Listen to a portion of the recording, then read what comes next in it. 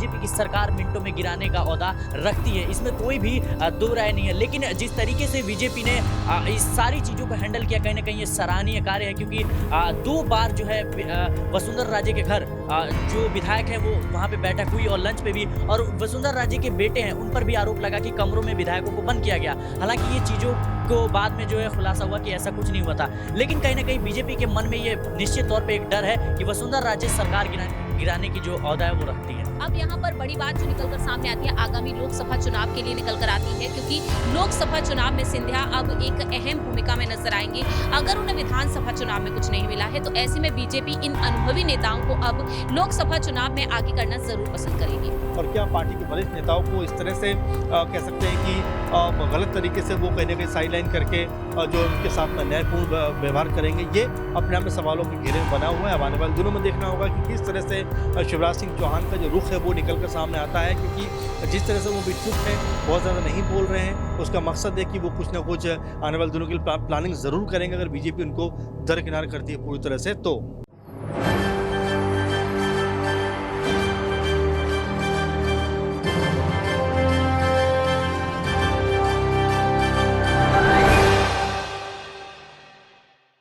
नमस्कार, ESPN 9 news आप देख रहे हैं। आपके साथ मैं हूं अक्षय अग्रवाल।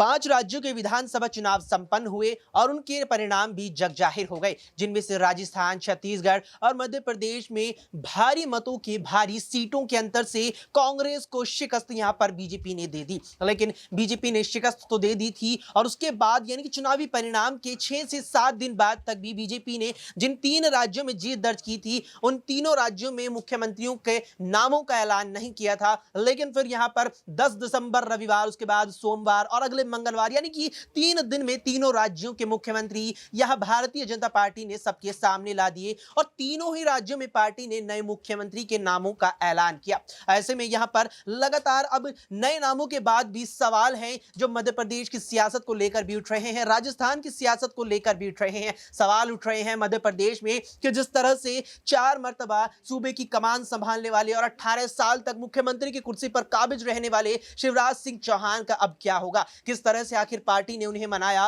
और अगर वे मान भी गए हैं तो क्या वे भविष्य में बगावत नहीं करेंगे, क्योंकि जिस तरह से 230 विधानसभा सीटों वाले मध्य प्रदेश में भारतीय जनता पार्टी ने 163 सीटों पर जीत दर्ज की है। उसके बाद से यहां पर यह चीज निकल कर के आ रही है कि जो 163 सीट, यानी कि जिस तरह से 163 विधायक बीजेपी के पास मध्य प्रदेश में है, तो क्या वे लगातार यहां पर सरकार या भारतीय जनता पार्टी के साथ रहेंगे। लेकिन क्या यहां पर शिवराज सिंह चौहान इस बात को लेकर बगावत कर सकते हैं कि उन्हें मुख्यमंत्री का पद नहीं दिया गया। और वैसी ही यहां पर स्थिति राजस्थान में भी नजर आ रही है। राजस्थान में पार्टी ने 115 सीटें जीती हैं, 115 पार्टी के पास विधायक हैं, लेकिन वसुंधरा राजे को मुख्यमंत्री नहीं बनाया गया और नए मुख्यमंत्री के रूप में पार्टी ने यहां बीते मंगलवार को भजन लाल शर्मा का चयन किया है। भजन लाल शर्मा को माना जा रहा है कि यहां पर जिनका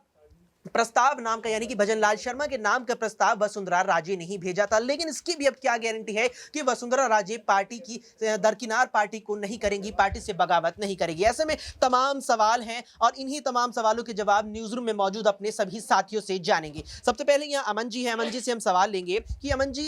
शिवराज सिंह चौहान को लेकर लगातार यहाँ पर बातें आ रही हैं, लगातार यहाँ पर कयास भी लगाए जा रहे हैं कि क्या वे बगावत नहीं करेंगे, इसकी क्या गारंटी है, क्योंकि शिवराज सिंह चौहान भी कहीं ना कहीं जानते हैं कि 163 सीटें वापसी दिलाने में बहुत बड़ी भूमिका उन्होंने निभाई है, तो क्या संभावना है कि वे पार्टी के साथ बने रहेंगे यहाँ पर। देखिए, बिल्कुल शिवराज के बारे में सही बात आपने कही, क्योंकि बड़ी भूमिका उनकी रही है बीजेपी को मध्य प्रदेश में चुनाव जिताने में। लगातार रैलियां उन्होंने की, ज़मीनी स्तर पे काम किया और 230-40 के आसपास बताया जाता है कि उन्होंने रैलियां की। लगभग हर विधानसभा सीट पर वो पहुंचे। अगर 230 विधानसभाएं हैं तो आप मान के चलिए कि लगभग हर एक विधानसभा सीट पर उनकी जो है मौजूदगी देखने को मिली। तो ये बताता है कि जुनून के साथ में उन्होंने मध्य प्रदेश में इस चुनाव को भी लड़ा, क्योंकि ऐसा माना जा रहा था कि लगभग कांग्रेस के पक्ष में चुनाव जा रहा है और मध्य प्रदेश में शिवराज सिंह चौहान की वो जो कह सकते हैं कि उनका दबदबा था वो वैसा रहा नहीं, और इसको ही गलत साबित करने के लिए उन्होंने हर विधानसभा में लगभग जाकर चुनाव प्रचार किया। नतीजा आपके सामने, 160 से भी ज़्यादा सीटें कहीं ना कहीं बीजेपी ने मध्य प्रदेश में जीती, रिकॉर्ड जीत उनकी नजर आई। लेकिन उसके बावजूद भी ऐसे क्या कारण थे कि शिवराज सिंह चौहान के ऊपर से एक तरीके से पीएम मोदी और तमाम जो बीजेपी का आला कमान है उनका भरोसा उठ गया, और नतीजा ये हुआ कि वहाँ पर मोहन यादव को कह सकते हैं कि सीएम पद सौंप दिया गया। तो ऐसे में शिवराज सिंह चौहान हालांकि बहुत ज़्यादा नहीं बोलते हैं, उनके बारे में कहा जाता है कि बहुत मिलनसार जैसे इंसान हैं और लगातार लोगों से कम्युनिकेट करते हैं, और यही वजह है कि लोग उनको बहुत ज़्यादा पसंद भी करते हैं। खासकर महिलाओं में उनका जो जो उनकी लोकप्रियता है, खासकर उनकी योजनाओं की वजह से, वो बहुत ही ज़्यादा कह सकते हैं कि उनके लिए बेहतर चीज़ है। और यही वजह है कि जब वो सीएम हाउस छोड़ कर जा रहे थे, तमाम सारी महिलाएं, तमाम सारे लोग आ गए और मिलने के बाद उनसे कहने लगे कि अब आप जा रहे हैं तो हमारे यहाँ जो लाडली बहना योजना है उसका क्या होगा। तो ये ऐसे तमाम सारे पहलू हैं जो ये बताते हैं कि शिवराज सिंह चौहान का जो कद है वो मध्य प्रदेश में कितना मजबूत है, कितना स्ट्रांग है। लेकिन उसके बावजूद भी उनको सीएम ना बनाया जाना अपने आप में बिल्कुल ये कई तरह के सवाल खड़े कर रहा है। कोई ये कह रहा है कि भाई केंद्र में उनको लेकर आएंगे, कोई कह रहा है कि उनको लोकसभा चुनाव में जो है बीजेपी उतारेगी, कोई कह रहा है उनको कहीं का राज्यपाल बना दिया जाएगा। तो ऐसी अगर मगर के जो कयासबाजियाँ हैं वो लगातार चल रही हैं। लेकिन जो कह सकते हैं सटीक जो जवाब है वो ना तो शिवराज दे रहे हैं और ना बीजेपी की तरफ से कोई बात आ रही जो सामने आई है। लगभग गोलमोल तरीके से पूरे के पूरे मसले को घुमाया जा रहा है। तो ऐसे में सवाल यही घूम फिर के आता है कि आखिर शिवराज सिंह चौहान जैसे बड़े लीडर जिन्होंने एक मजबूती दी है बीजेपी को मध्य प्रदेश में, उनको कैसे आप बाहर रख सकते हैं पूरी की पूरी कह सकते हैं कि प्रोसेस है। और ये लगातार देखने को मिल रहा है, और ये क्या बीजेपी के लिए नुकसानदायक नहीं होगा, क्योंकि बहुत सारे लोग मध्य प्रदेश के कह रहे हैं कि भाई हमने तो शिवराज सिंह चौहान के नाम पर वोट दिया था और हमारे जो है नए सीएम जो कह सकते हैं मोहन यादव बना दिए गए। तो इसमें भी लोगों को लेकर नाराज़गी है, और ये नाराज़गी कहीं आने वाले 6 महीने के अंदर भारी ना पड़ जाए, क्योंकि अति आत्मविश्वास कहीं ना कहीं कह सकते हैं कि संकट मोल लेने के बराबर होता है। और वैसा ही कुछ दिखाई पड़ रहा है इस समय कि क्या जो कह सकते हैं कि बीजेपी है इस समय अति आत्मविश्वास से लबरेज नज़र आ रही है, क्योंकि अभी जिस तरह के फैसले उन्होंने किए हैं, तीनों के तीनों फैसले, खासकर राजस्थान की बात भी आप कर सकते हैं इसमें, कि उसमें भी जो फैसला आया है उसको लेकर भी तमाम सारे सवाल उठ रहे हैं कि महज एक बार के जो कह सकते हैं कि विधायक को आप सीएम बना देते हैं और इतने बड़े बड़े दिग्गज लीडर वहाँ पर आपके हैं उनको आप एक तरीके से दरकिनार कर देते हैं। तो ये कई तरह के सवाल या निशान लग रहे हैं बीजेपी की मंशाओं के ऊपर। और सबसे बड़ा सवाल जो लग रहा है वो ये लग रहा है अक्षय कि क्या जो वरिष्ठ लोग हैं उनके साथ में बीजेपी अब ऐसा ही करते चली जाएगी। अब तक भी देखा जा रहा है खासकर पीएम मोदी के युग के बाद से कि जो वरिष्ठ नेता रहे बीजेपी के उनको साइडलाइन कर दिया गया, चाहे यशवंत सिन्हा हो और चाहे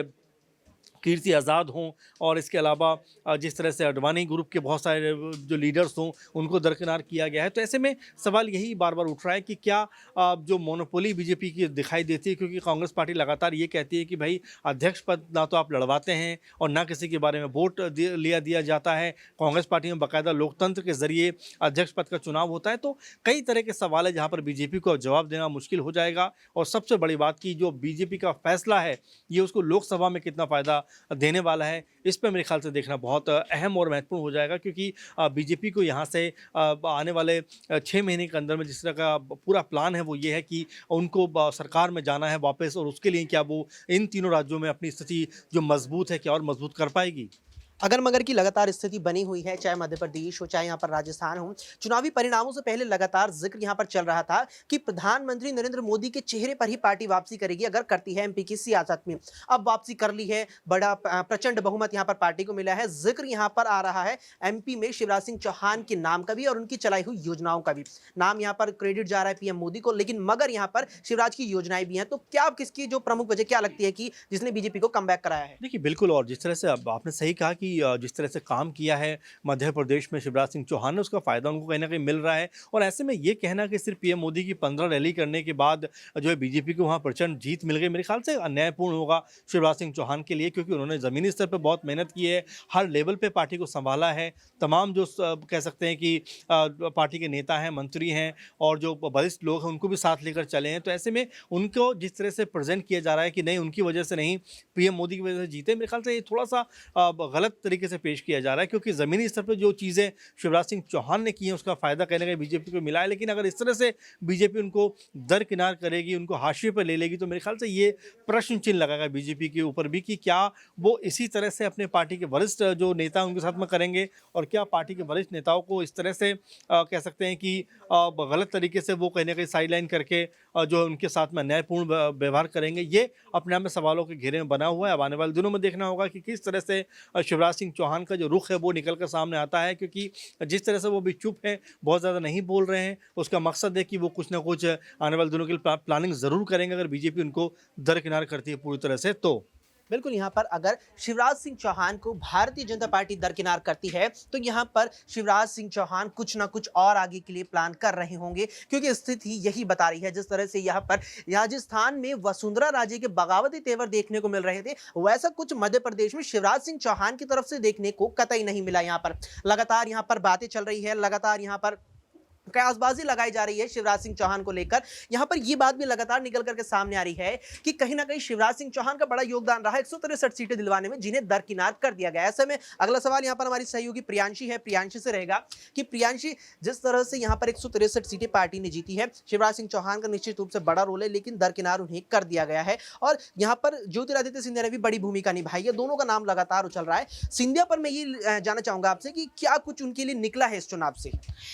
देखिए, फिलहाल तो देखा जाए सिंधिया को लेकर यहाँ पर जो बड़ी बात निकलकर सामने आई है, इन विधानसभा चुनाव में सिंधिया के लिए यहाँ पर कुछ भी नहीं निकला है। लेकिन एक जो पॉजिटिव पॉइंट नजर आया है वो साफ तौर पर यही देखा गया है कि सिंधिया के जो समर्थक रहे हैं, जिन समर्थकों को यहाँ पर टिकट मिला, पूरे के पूरे समर्थक तो नहीं, लेकिन यहाँ पर कुछ समर्थकों ने जीत जरूर हासिल की है। यानी कि ग्वालियर चंबल संभाग जहाँ पर सिंधिया का वर्चस्व रहा है, वो वर्चस्व अब भी कायम है। बेशक यहाँ पर कांग्रेस के राष्ट्रीय अध्यक्ष मल्लिकार्जुन खड़गे ने 6 महीने पहले ही अपने प्रत्याशी को आगे किया और कांग्रेस यहां पर काफी ज्यादा कमजोर पड़ गई थी, लेकिन आज भी यहां पर देखा जाए सिंधिया ने वो दावेदारी वाकई में पेश की है कि कहीं ना कहीं ग्वालियर चंबल संभाग आज भी उनका है। अब यहां पर बड़ी बात जो निकलकर सामने आती है आगामी लोकसभा चुनाव के लिए निकल कर आती है, क्योंकि लोकसभा चुनाव में सिंधिया अब एक अहम भूमिका में नजर आएंगे। अगर उन्हें विधानसभा चुनाव में कुछ नहीं मिला है तो ऐसे में बीजेपी इन अनुभवी नेताओं को अब लोकसभा चुनाव में आगे करना जरूर पसंद करेगी। बिल्कुल, यहाँ पर बीजेपी ज्योतिरादित्य सिंधिया को अब लोकसभा चुनावों में यहाँ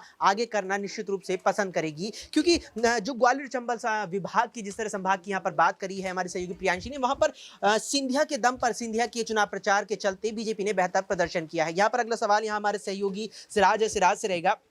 सिराज, सिंधिया की बात हुई और मध्य प्रदेश में शिवराज सिंह चौहान की बात हुई, वसुंधरा राजे पर राजस्थान में आए तो उन्होंने यहाँ पर भजनलाल शर्मा का नाम आगे किया था और जब पर्ची उन्हें मिली वे खुद इस नाम से चौंक गई हैं। क्या भजनलाल शर्मा को जिस तरह से पार्टी आलाकमान ने स्वीकार कर लिया है, क्या इसका मतलब यह है कि वसुंधरा की राय, जो वसुंधरा राजे ने जो राय भेजी थी ऊपर कि इन्हें बनाया जाए, क्या इसका मतलब यह है कि इसके बाद वो बगावत पे नहीं उतरेंगी?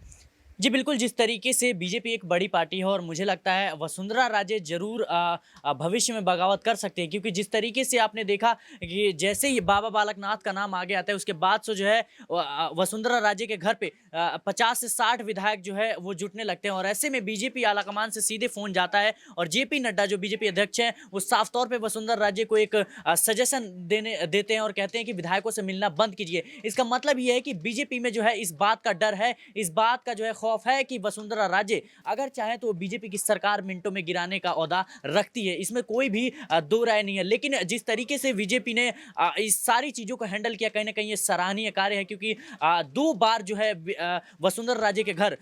जो विधायक हैं वो वहां पे बैठक हुई और लंच पे भी, और वसुंधरा राजे के बेटे हैं उन पर भी आरोप लगा कि कमरों में विधायकों को बंद किया गया। हालांकि ये चीजों को बाद में जो है खुलासा हुआ कि ऐसा कुछ नहीं हुआ था, लेकिन कहीं ना कहीं बीजेपी के मन में ये निश्चित तौर पर एक डर है कि वसुंधरा राजे सरकार गिराने की जो ओहदा है वो रखती है। बिल्कुल, यहाँ पर वसुंधरा राजे इस स्तर की नेता अभी भी हैं, चाहे 5 साल से वे सत्ता में बतौर मुख्यमंत्री ना रही हो, चाहे 5 साल से वे सत्ता में ही ना रही हो, बावजूद इसके वो ऐसा दमखम रखती हैं कि 115 जो बीजेपी के विधायक जीत कर आए हैं उन्हें भी कहीं ना कहीं यहाँ पर ध्वस्त कर सकती है, सरकार को कहीं ना कहीं बीजेपी यहाँ पर ध्वस्त कर सकती है। अब यहाँ पर देखना है कि मध्य प्रदेश में मुख्यमंत्री नया नियुक्त हो चुका है, राजस्थान में नियुक्त हो चुका है, छत्तीसगढ़ में नया मुख्यमंत्री आ चुका है, कि अब किस तरह से पार्टी की ये सरकारें चलेंगी, किस तरह से नए मुख्यमंत्री अपनी सरकारें चलाते नजर आएंगे और किस तरह से ये नए चेहरे, ये बड़े चेहरे 2024 के लोकसभा चुनावों में बीजेपी के लिए, भारतीय जनता पार्टी के लिए किस तरह से वोटरों के मन में और भी ज्यादा गहरा प्रभाव पार्टी की ओर से छोड़ पाएंगे